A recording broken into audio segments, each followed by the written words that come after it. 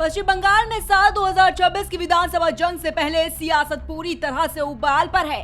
Bharatiya Janata party लगातार सियासी शतरंज पर अपने मोहरे आगे बढ़ा रही है।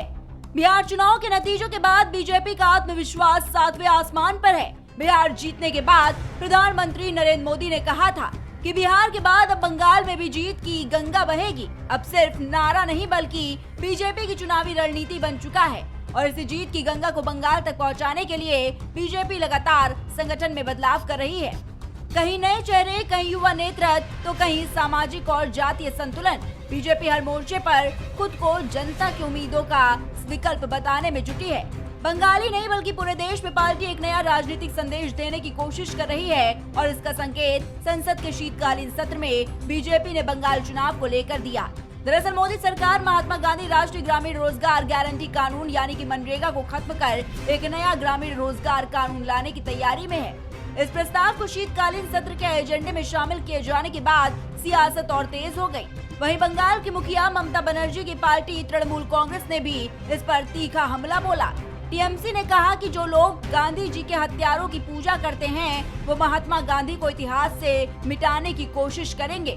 पार्टी ने आरोप लगाया है कि बीजेपी बंगाल विरोधी है और मनरेगा से महात्मा शब्द हटाकर इतिहास को फिर से लिखने और राष्ट्र स्मृति को विकृत करने की साजिश रच रही है।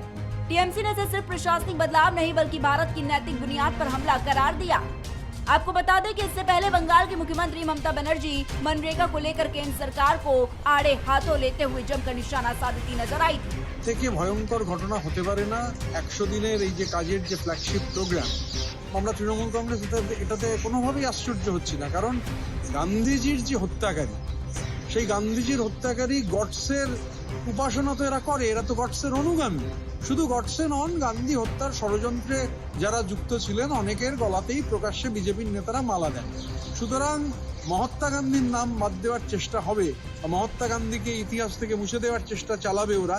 সমস্ত কিছুই তো ইতিহাসকে তো পুরাণ দিয়ে বদলে দিতে চাইছে, ইতিহাসের একটা নতুন করে পুনর্লিখন করতে চাইছে।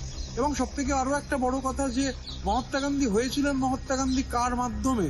1915 সালে মোহনদাস করমচাঁদ গান্ধী যখন দক্ষিণ আফ্রিকা থেকে ফিরে আসেন, ফিরে তিনি শান্তিনিকেতনে যান, সবার আগে মোহনদাস করমচাঁদ গান্ধীকে গুরুদেব পৃথিবীর কবি রবীন্দ্রনাথ ঠাকুর তিনি মহাত্মাই উপাধি দিয়েছিলেন। बंगाल में चुनावी दाव अब खुलकर सामने है। एक तरफ जहां ममता बनर्जी मुस्लिम मतदाताओं को अपने पाले में बनाए रखने की कोशिश में जुटी हैं, तो वहीं दूसरी तरफ बीजेपी सनातन कार्ड खेलकर हिंदू वोट बैंक को एकजुट करने की रणनीति पर काम कर रही है।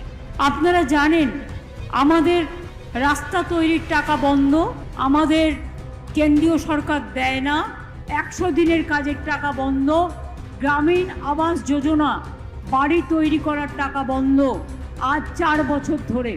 কেন? কারণ বাংলা প্রথম হয়েছিল 100 দিনের কাজে এবং গ্রামীণ রাস্তায়।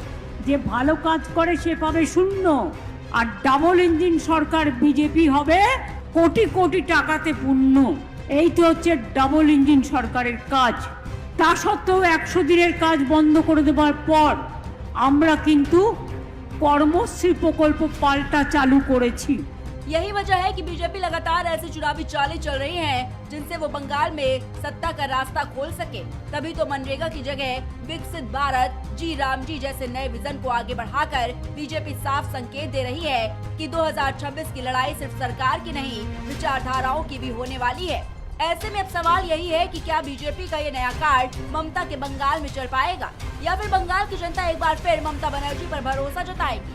धर्म, विकास और पहचान के सियासी जंग में फैसला आखिरकार जनता करेगी कि 2026 के विधानसभा चुनाव में बंगाल का ताज किसके सिर सजेगा, जिसका जवाब 2026 के चुनावी नतीजों में मिलेगा।